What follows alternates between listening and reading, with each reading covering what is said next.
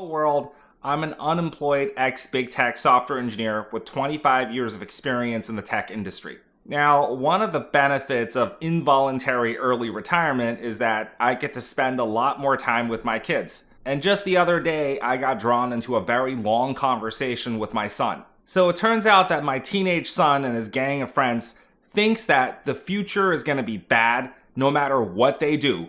So he thought that you might as well give up trying. Initially, I felt kind of annoyed. I felt that my son should get out there and fight life's contests instead of running to me and whining about it. Honestly, I felt that my boy was being lazy and entitled. I have given him so many opportunities, and why should he not take advantage of those opportunities to advance himself in life? Where is this defeatist, giving up on everything attitude coming from? And just then I realized something. I'm turning into my own parents. Because as I was growing up, whenever I had some rough spots in my life, this sort of attitude and response was exactly what I got from my own parents. I would be blamed for being entitled, for being ungrateful for the blessings that I have, and basically be called a screw up for everything. Pretty much every major decision that I've made as an adult, in the eyes of my parents, are at some level a mistake or a screw up or a disappointment. Now that I'm laid off from my big tech job, to my parents, this is the greatest mistake that I've ever made in my life. Now, I'm always going to love my parents, but in my personal opinion, this style of parenting is highly counterproductive. And so I wanted to provide my son with a slightly higher level of parental guidance. As such, I had a much longer, in-depth conversation with my son. I really wanted to understand why he and his friends thought that their lives and their future was going to be bad no matter what they try to do. Now, what I heard was quite remarkable, and I'm going to share it with everyone. But please keep in mind, this is the point of view of a bunch of teenage boys in high school. Here are the key points mentioned. So there is a huge fear that there will be a scarcity of good jobs in the future. This fear of not being able to get money, not being able to build a secure and thriving future, of not being able to advance in life. It seems like their fathers, the older brothers, social media, they're telling the boys that getting good, high-paying jobs or careers will be next to impossible in the future. AI, humanoid robots, all of these things were mentioned as essentially a possible cause of this happening. Now, I think this is a really legitimate concern, right? Because as human civilization moves towards an increasingly automated future, the number of good, high-paying jobs for people really could drop through the floor. Now, my boy also has this opinion that in the near future, just in time for when he becomes an adult, inflation will skyrocket to the point where the price for basic staples like groceries would be so high that necessities would almost be like luxuries. Now, both of us, me and my boy, are science fiction fans. And we started talking about this 1970s science fiction movie called Soylent Green. This was like this dystopian world of the 2020s where a bag of groceries would cost more than $200. And both of us was like, oh my God, this movie actually happened in real life. And in reality, inflation in recent years have been so bad that the price of basic necessities, rent, food, transportation, utilities, these things have gotten so high that for the average young adult with the median income, pretty much all of their money is being eaten up just to exist, leaving almost no money for anything else. So this is also a very legit issue. So that then led to the question of assets. My son felt that by the time that he and his friends became men, it would be like joining a game of Monopoly at the end stages, where every single lot has already been bought up. The thought is that all the property, houses, land, assets, stocks, it would all be so high priced that they would not be able to acquire property for themselves. My boy thinks that price of housing, for example, will be so high that he'll never be able to purchase a house for himself. I also think this is a reasonable and legit concern, right?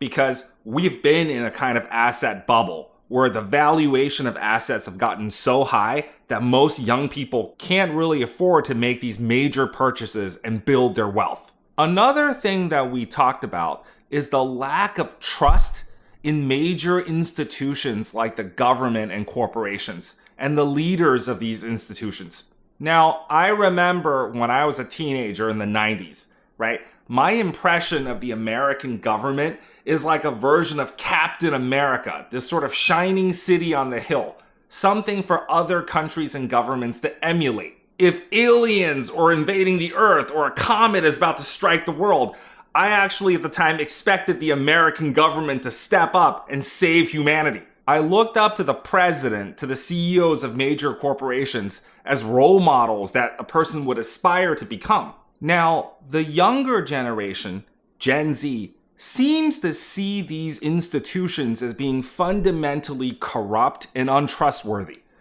And the leaders, they talk about these leaders as being a bunch of degenerate criminals. Now, I'm not entirely sure how I feel about all of this, right? Because it seems to me that the internet has aired a lot of dirty laundry on the misdeeds of the leadership, that perhaps these same crimes happened in prior generations, but back then it would have just been covered up. It seems to me that this level of information transparency on the conduct of top leadership and top institutions is kind of destabilizing to the entire society. Now, the last thing that we talked about was, of course, woman troubles. So it sounds to me like the crux of the problem here is that young women, young Gen Z women, don't want to talk to the young men or really have anything to do with the young men. Now, this doesn't make much sense to me, right? Because man and woman, they have a natural need for each other.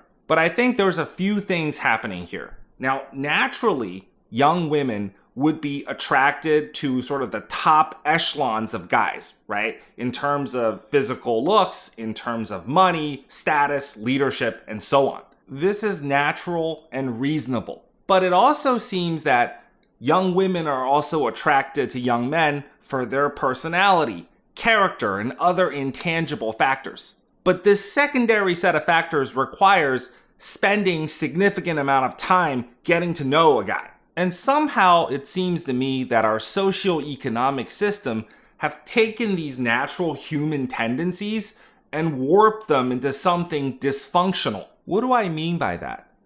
Well, on the one hand, society has made it more difficult for young men to achieve the traditional markers of success, right? There's just way less good jobs or good opportunities for young men to go and demonstrate their skill and their leadership and make tons of money. Society has shifted where there are far fewer third places available where young men and women can meet, interact, and really get to know each other on a deeper level. On the other hand, it seems like social media and digital platforms are giving the young women a false impression that there is this limitless supply of high caliber guys available. But the reality is that small number of high quality guys in society, they're only ever going to take one wife, right? And chances are, with so many young women pursuing them, they may decide not to take any wives. So net, most young men are not getting women. And most young women are not getting men that are willing to marry them and start families with them. It's just a dysfunctional mess with no easy solution in sight. So by the end of this conversation, my son had made a lot of good points. It seems like the odds are stacked against Gen Z. So in that case, why bother trying? Why bother working hard anyway? But here's the thing. An entire generation of young people can't just give up en masse. This would create a low desire society. There are a lot of examples of low desire societies in East Asia. There, you have huge numbers of people who don't want to fight and aspire to anything. They don't want to compete for the top jobs and the big money. Whatever little money they have, they don't even want to spend that money. They don't want to go date. They don't want to get married. They don't want to have children. They don't want to do anything. This kind of a mindset is a recipe for demographic collapse and eventually social collapse. But here's the thing. Without a fundamental refactoring of our social economic system, I don't see a clean solution that can solve these challenges for this entire generation of young people. So that night, I had trouble sleeping. I was like twisting and turning in bed, and that woke up my wife, who got annoyed, and then she yelled at me. And the next day, I did some more thinking, and I thought, while a total societal solution is likely not possible, it is totally possible for individuals to get their kids to escape this trap and succeed in life. So, after some research, I have come up with a list of coping strategies to help parents help their kids succeed. So let's get going. You want to provide your kids with encouragement and emotional support. Talk to your kids. Listen to them. Listen to their worries and concerns. Show the joy that you feel for being their parents. Let your kids know that feeling overwhelmed is okay, and it's a normal part of growing up and being an adult in this world. Remind them that meaningful growth is a journey, and these journeys take time. Help these guys build a mindset that is resilient to the storms of life. You want to teach your kids to embrace frugality.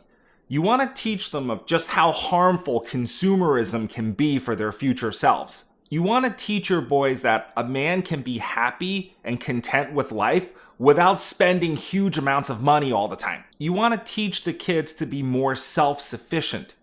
Self-sufficient in terms of managing their everyday tasks, opportunities, and activities, and responsibilities. You want to teach them basic financial literacy, right?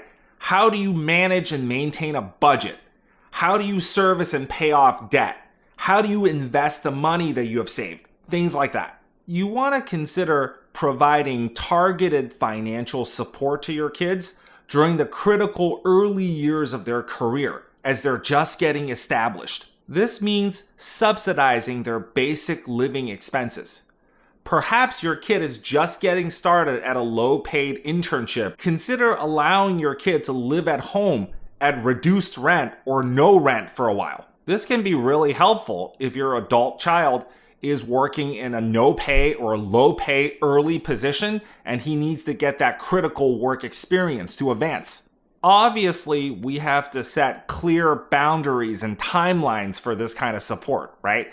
Because you don't want kids to become dependent indefinitely on financial support. But the point of the support is to allow your children to save money, build experience, and become self-sufficient. Consider setting aside a pool of money to help your children with one-time major life expenses. These expenses include things like college tuitions or a down payment on their first home. This kind of one-time help at the right time can greatly accelerate your child's path to success and independence. Consider modeling healthy relationships. What do I mean by that? Through your own actions, you can show your children what a healthy relationship looks like. We can show as parents how man and woman are supposed to treat each other, hopefully with respect and kindness and empathy. As parents, we can demonstrate to our kids that in a functional relationship, virtues like patience, kindness, respect, and shared values is more important and enduring than superficial qualities like status, bling, money, short-term attractiveness, and so on. The point of this effort is to teach your child to know what they're looking for in a partner, rather than relying on the filtering mechanism of an app like Tinder to do so. So that's it for my coping strategies. Perhaps some of these can help you. I know I'll be trying some of them for myself. Anyways, I hope you found this helpful. If you have a morbid curiosity to join me in this life journey, please feel free to subscribe to this channel and subscribe to my Substack newsletter. If you want to support my vlog making efforts, please feel free to become a member of this channel or just buy me a coffee. If you want a one-on-one coaching session or just to chat, please schedule a meeting with me. Anyways, thanks so much for watching. Talk soon. Bye.